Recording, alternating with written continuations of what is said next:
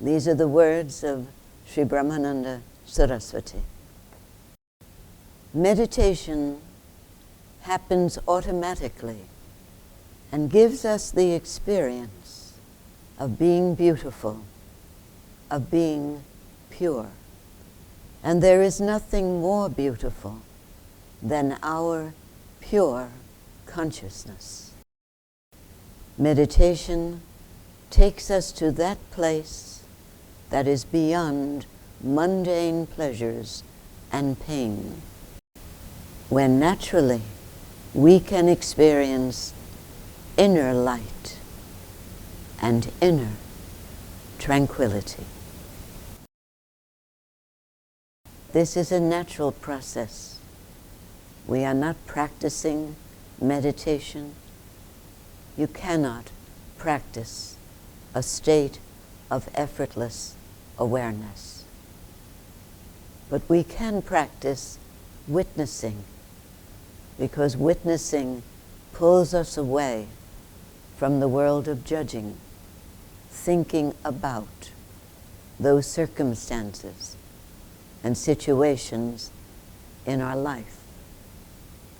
Witnessing has to do with the now, and it is only in the now that there is the bliss that we've been yearning for, the freedom that we had and want again. What is new here, or what is new for you tonight? First thing he says is meditation happens automatically and gives us the experience of being beautiful and pure. You won't find that in a book. I've never read, never heard that meditation gives you the feeling of being beautiful. Not only beautiful, but pure. Pure. And there is nothing more beautiful than our pure consciousness. Meditation takes us to that place that is beyond mundane pleasures and pain, where naturally, we experience an inner light and inner tranquility. Anything jump out at you as being important? Meditation happens automatically. He tells us if it happens automatically, naturally, without any effort, you move into effortless awareness. And our teacher emphasized the importance of the art of witnessing, because that's the gentlest door that opens. That's the gentlest entry into the state of effortless awareness. And he says if we do it that way, it will give us, and he didn't qualify, he didn't say some of us, he said it will give all of us the experience, not the feeling, the experience of being beautiful. I'm smiling now because sometimes had very, very beautiful actresses and models come to programs at the ashram that Gurji was offering. And we thought that he would be struck by the beauty of that person or another person. We thought that he would see what we were seeing, absolutely exquisite face. Instead, he would look at somebody we hadn't even noticed come into the room. And sometimes the person would leave or not stay, and we would say, Guruji, you seem to be staring at that man or that woman. He said, why not? The sun was radiating in every pore, in every cell. They saw beauty when the mind was out of the way. They saw beauty that way. And the beautiful model, we said, and did you see the woman the young lady right in front of you, 2 seats over from that lady? There was somebody? Oh, I only saw that one, he said. I didn't see anyone else. Because the outer is not the beauty that we're speaking about here. This is the universal beauty that belongs to all of us. And when we're in our true form, our true state, that's how we attract people to come and be with us and sit with us. They don't even care what we're saying. As long as we're radiating peace and love and compassion, that's our real nature. Because the next word he says, it gives us the experience of being beautiful, and what's the other word? Pure. Remember that word? Pure. We can only know what pure is by negation. Because usually we don't feel pure. Usually we feel cluttered up. We feel contaminated by the world around us. You know that feeling when you feel that others have pulled you down, contaminated you, made your life dark by their assessment of you for being different from what they expected or from the way they are. There is nothing more beautiful than our pure consciousness. So when we're in our real form cannot be anything that is changing, like the body, mind, and senses. Can't be in the form of body or mind or senses. But when we're in our real form of pure consciousness or pure awareness, it doesn't matter what you look like. It matters what you are and what you radiate. Meditation takes us to that place that is beyond our mundane pleasures and pains, where naturally, without doing anything, we experience inner light, and inner tranquility. This is why people, seekers, could not leave him. I mean, most people did not stay at the ashram, but anyone who was ever in his presence or read his books or statements like these had to return to listen again, had to come back, because you're in the presence of truth. This reading is from a book called The Book of Nothing. Very thin book. Actually, it's not so thin, it's average size. Interesting how much you can say about nothing.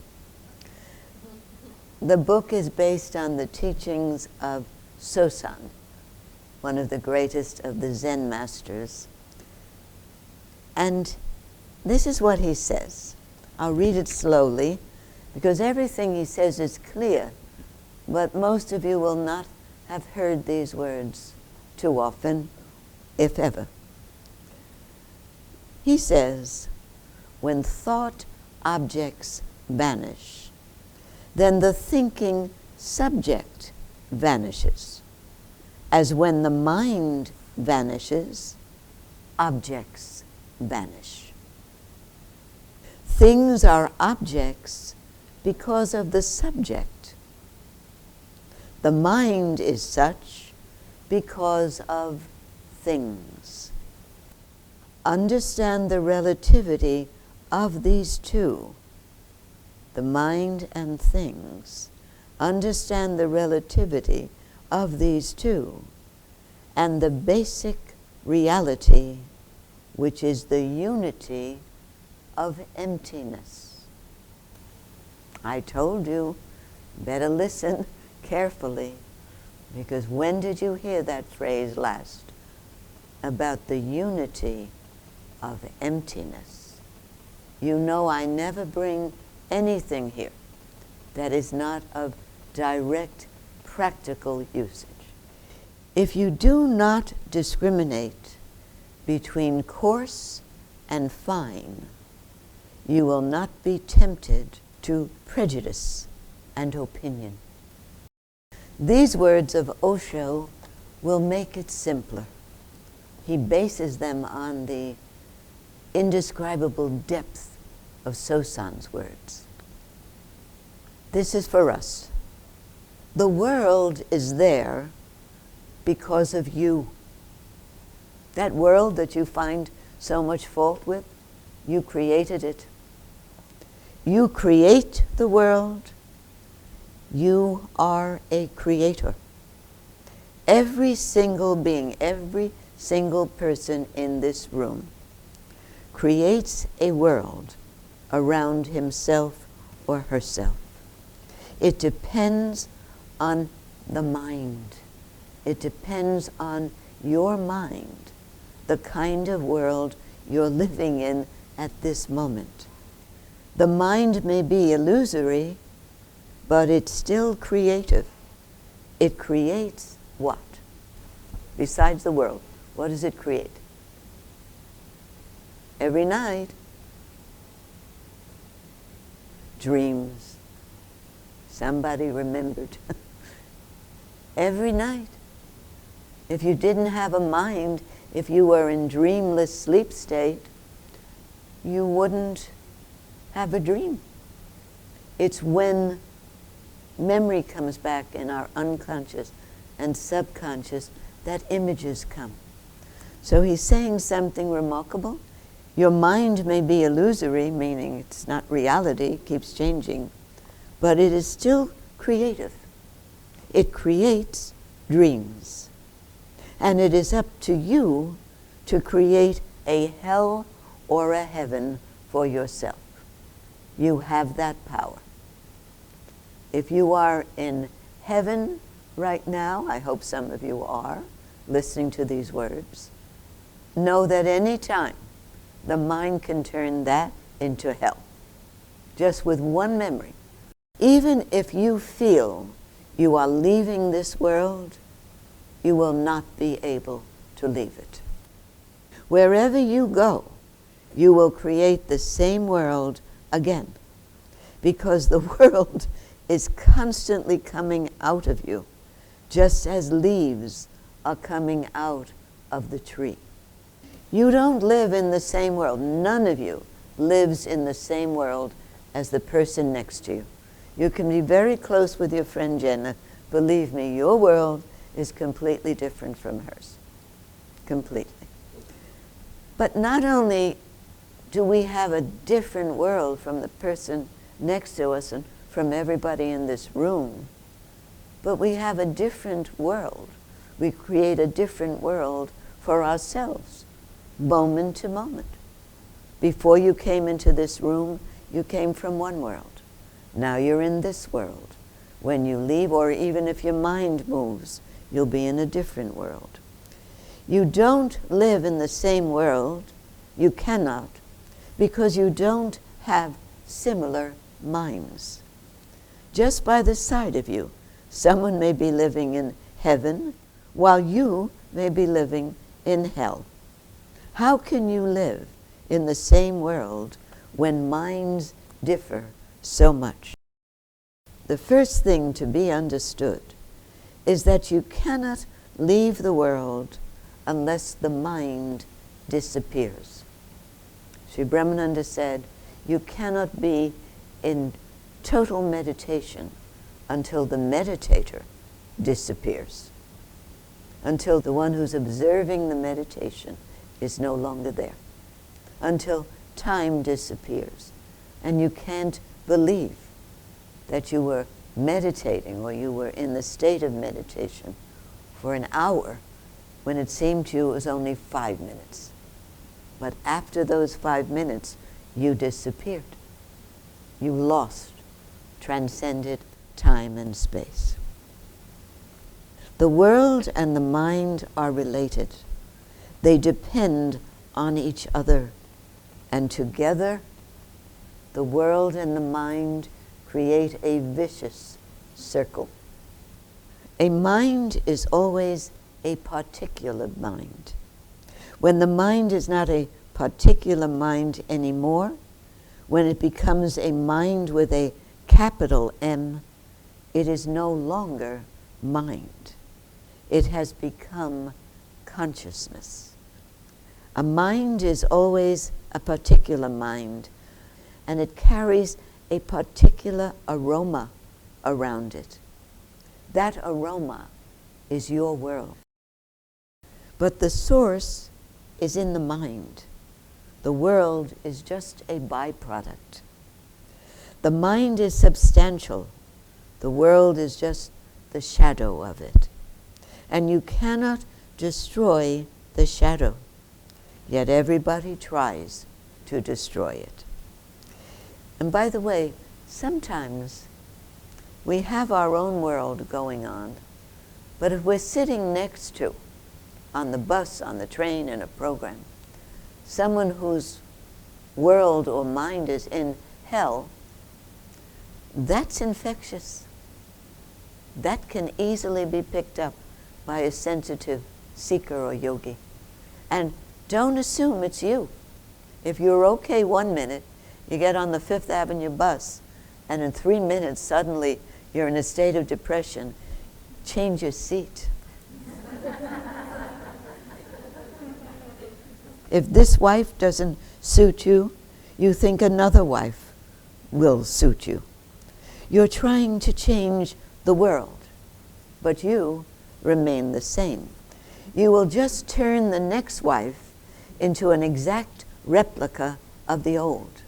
You will again create, because the wife will be just a screen. The problem is not the woman, not the man. Again and again, we create the same relationship, and again find this same mess and the same hell. And the same thing happens in everything you do. Do you think you will live happily in a palace? Do any of you think that if you lived in a palace, you'll be happy? You're wrong. Who's going to live in the palace? You will live there. If you're not happy in your hut, you will not be happy in your palace. Who will live in that palace? Palaces don't exist outside of you. If you can live happily in a hut, you can live happily in a palace, because you create the world around you. Otherwise, as the hut pinches you, the palace will pinch. Even more so, because it's a bigger thing. It will be a hell, just the same. More decorated, but a decorated hell is not a heaven. And even if you are forcibly thrown into heaven, you'll still try to find an exit, or you will create your hell there. That's why a false tradition of renunciation came into existence all over the world. Escape from the house and go to the monastery. Escape from the market, go to the Himalayas. Escape from the world. You can easily go to the Himalayas, but how can you escape from yourself? You will create the same world there, the same. It may be a miniature world.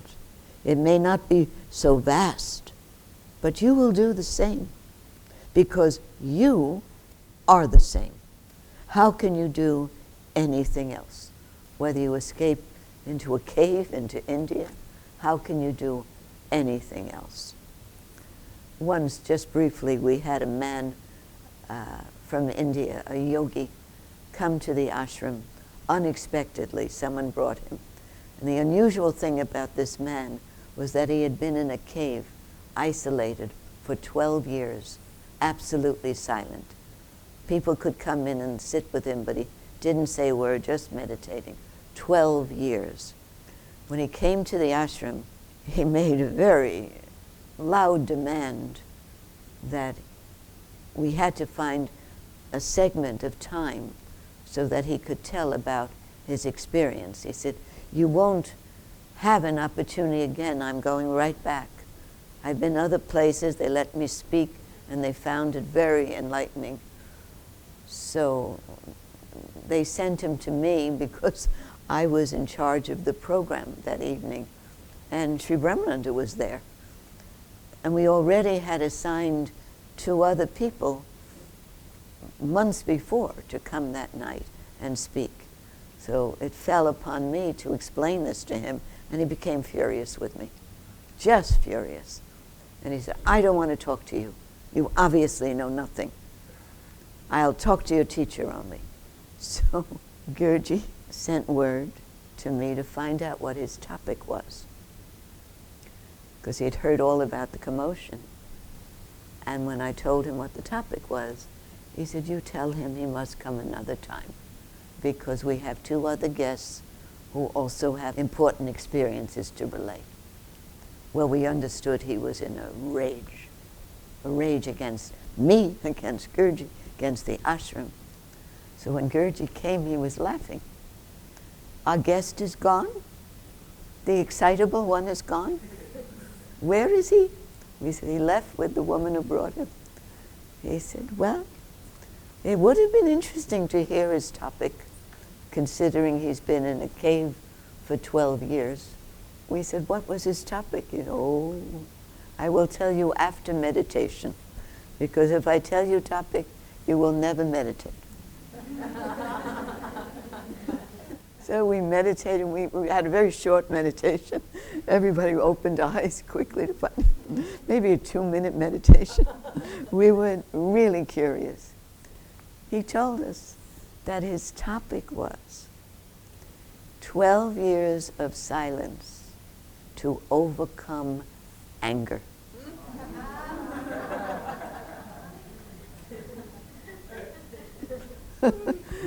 Gurji was worried about the 2 guests whom we would have had to cancel in order to let this one, obviously in a rage, speaking about how 12 years of silence allowed him to overcome anger. Osho is telling us, you can easily go to the Himalayas, but how can you escape from yourself? You'll create the same world there in the Himalayas, the same. Deeper insight reveals this: change the mind, then your world changes. Then wherever you are, a different world is revealed. Listen to that. Wherever you are, a different world is not created, but is revealed. Is revealed.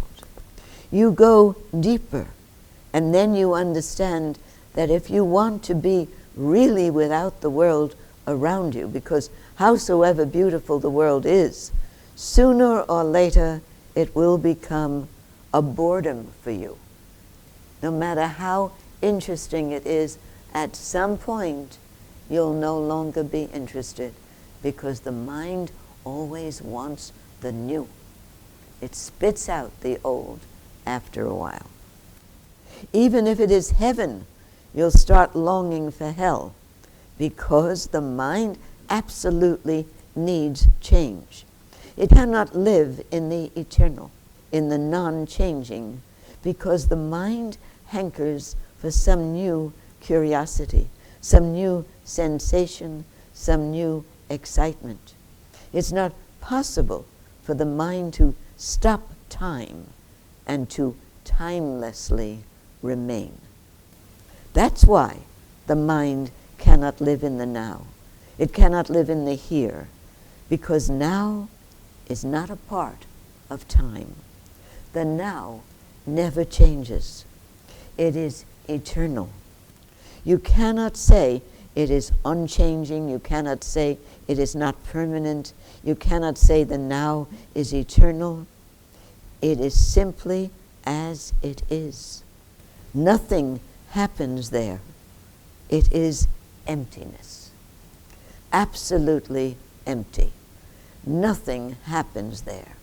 Nothing comes, nothing goes. There's nobody, because if somebody is there, then something or other will happen. Mind cannot live in the eternal now. Your mind wants change and goes on hoping against all hope. The whole situation is hopeless, but mind goes on hoping. And Osho says, I've heard one story. Mullah Nasruddin remained unemployed for many, many years because he wanted to be an actor, and he had no talent. But every day, religiously, he would go to his agent.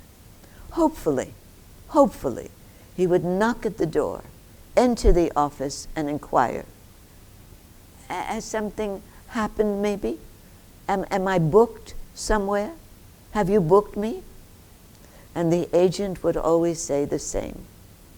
I'm sorry, I cannot do anything. Nothing is possible. Days passed, weeks passed, then years passed, and the mullah kept knocking. It became a routine.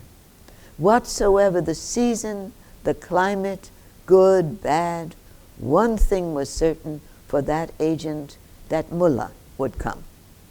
And he would again ask hopefully, and the agent would again say the same thing. Nasruddin, I cannot do anything.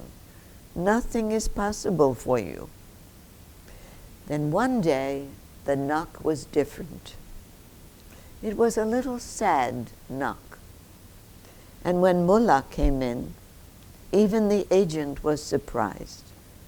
Why is he so sad? Mullah said, listen, for 2 weeks don't book me anywhere, I'm going on vacation.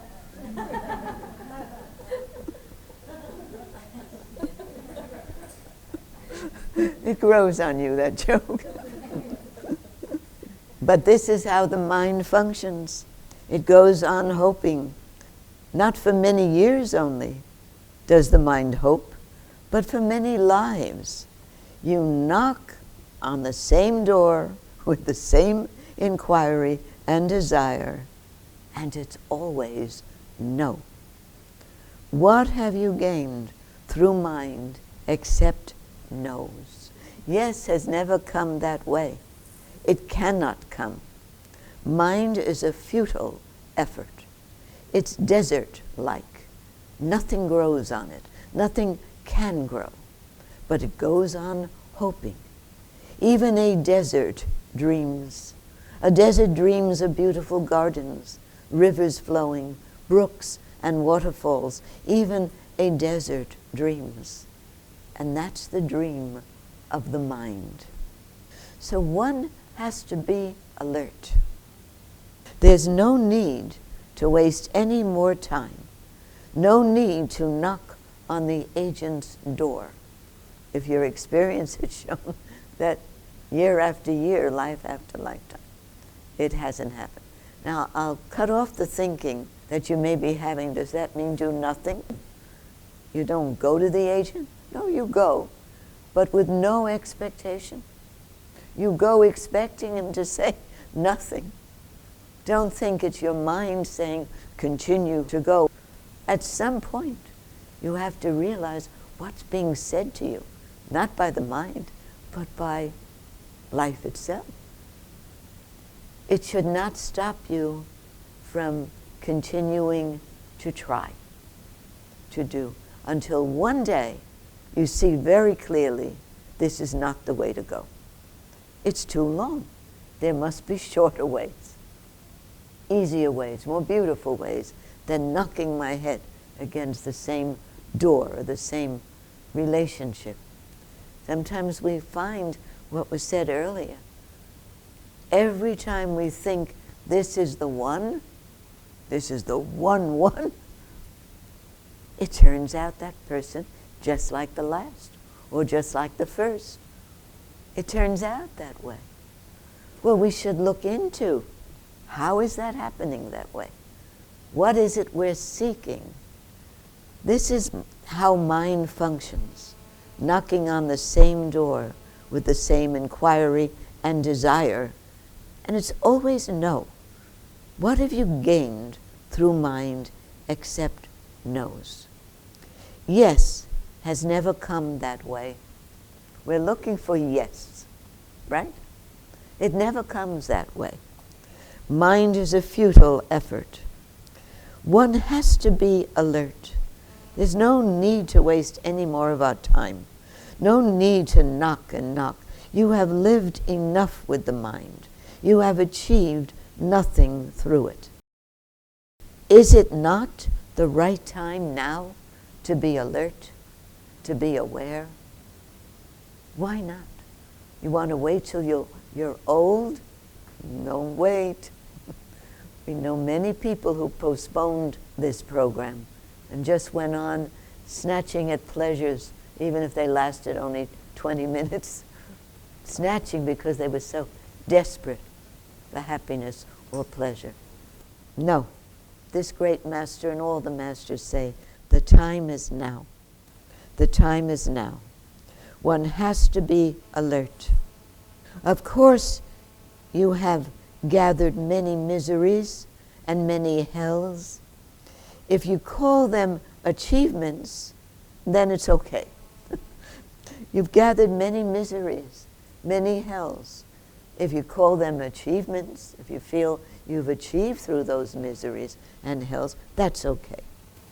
Anguish, frustration, and wherever you move with the mind, something goes wrong.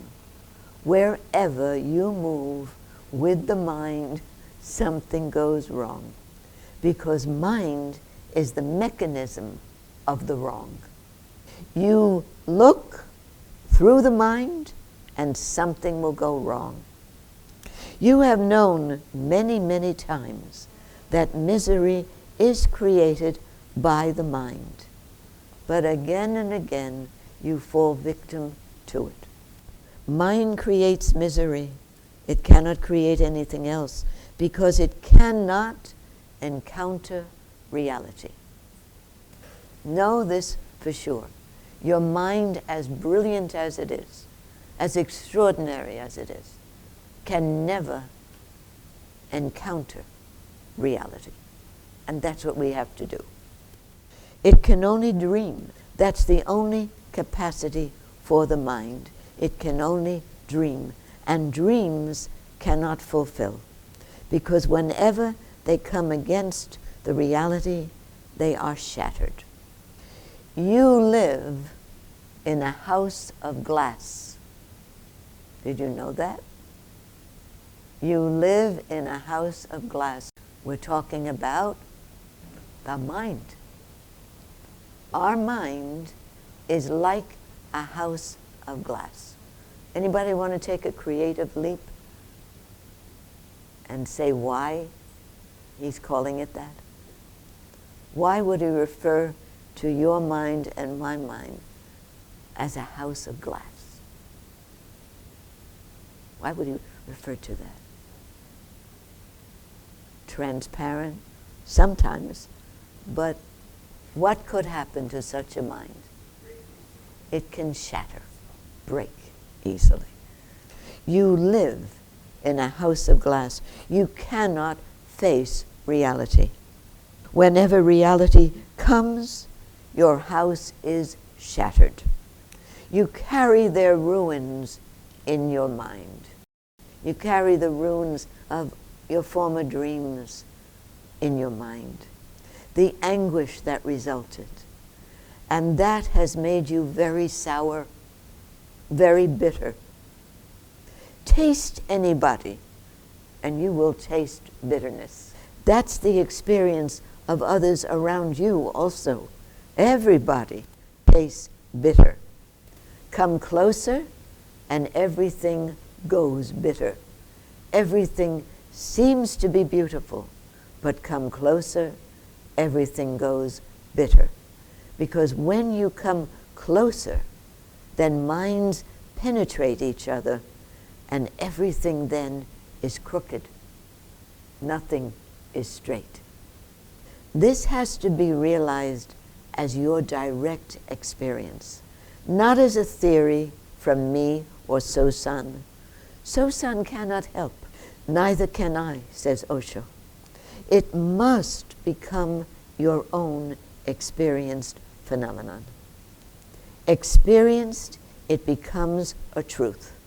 And then many things start changing. Then you drop the mind.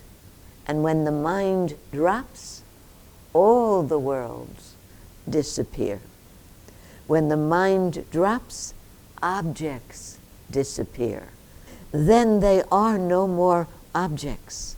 Then you don't know where you end and where things start. Then there are no boundaries. Boundaries disappear. Now, in the beginning, you will feel as if everything has become blurred. But by and by, you settle in the new phenomenon, which is of no mind. Then there are still stars. You won't miss the stars. But they are part of you. They are no longer objects. There are flowers and trees, but they flower in you. They're no longer outside. It is then that you can live with the totality instead of running from it. You must have a question. Rebecca. To your bus example. My what example? The bus. And you sit down and the person is... Oh, the bus example. Right. So, relatively speaking, if you get up in bed... Yes, Rebecca, I'm laughing because that was only a joke. Oh, okay. I'm not, the whole bus would be moving around. Okay. That was a joke. Okay, the other No, that's, but really, to answer that question, that's when you need to witness. That has to be taken in and let go. Otherwise, you'll carry that the whole day, what you picked up from the person next to you. And it's the same thing with close family members. They'll call you and upset you.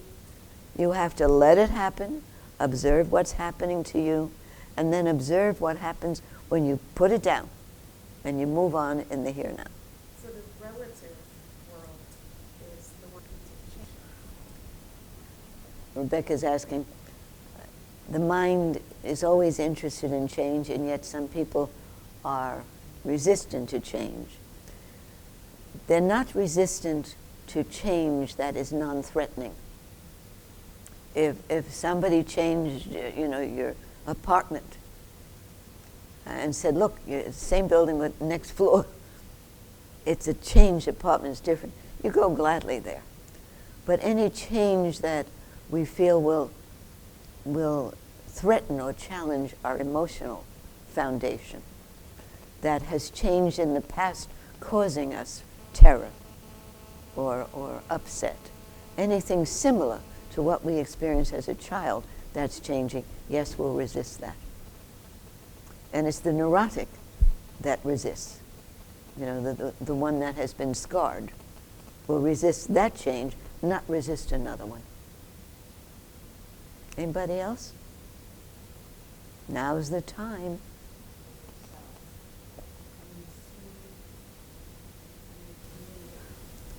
First of all, I know what you're saying. How can you be happy when others are suffering and you are just working on yourself to relieve your suffering? The fact is that people are suffering right now, all over the world. There's great suffering going on. And when we're exposed to it on CNN or whatever station we're watching or newspaper or hear about something, we feel it deeply, but we do move on because we have to move on. We can't stop and try to help everything. But the fact is, the more sensitive you are, the more aware you are, through meditation, through witnessing, the more you'll be available to help when those opportunities come. There are many people completely insensitive to the world around them. I see them. We were sitting in the car for a few minutes before coming up, so because of the time problem with the meters. And I saw some really pathetic people who were walking by totally in rags. New Yorkers, just walking, looking very despondent, very sad. And people on their phones, just busy with the phone conversation. If somebody passes us and looks that way, it will arouse in us a feeling to help, if not him, others who are like that. But we're not sensitive enough now. So one thing that happens when you do this inner healing or inner work is you become even more aware of the immediate world around you. You can know that it's only passing, that it's temporary, that it's unreal because it does change. We know that. But still, even in a dream, we want to help. So you're not really being selfish. You're being selfish, but for a good cause. Because you come out of that more aware, more sensitive, more empathic with everybody around you.